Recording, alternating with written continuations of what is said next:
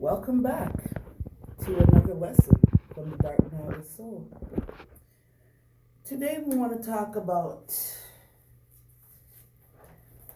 channels and platforms, opening of platforms, and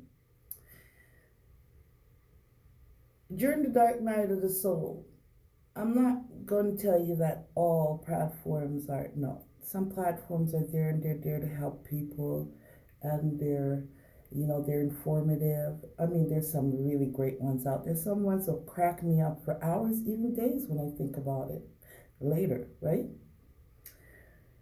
But I want to talk about during the Dark Night of Soul and the gang stalking, right?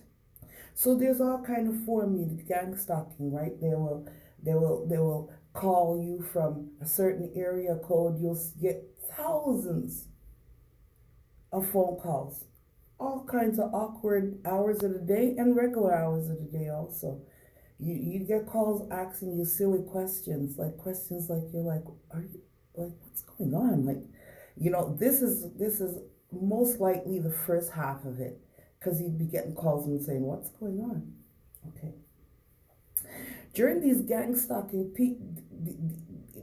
you could call them the enemy. You could call them the enemy, the demons, the narcissists. You could call them anything, but for sure it's your enemy. Okay?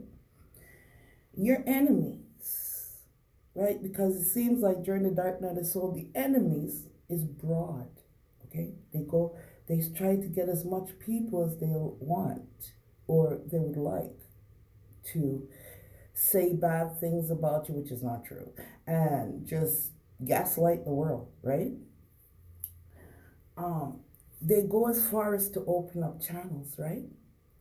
So when they open up channels, these people, because imagine you're going through the Dark Night of the Soul is years in the making, and you don't know because it's all done behind the scenes, right? So some people have opened up channels 6, 7, 8 years ago, slandering you, but you don't know what's going on.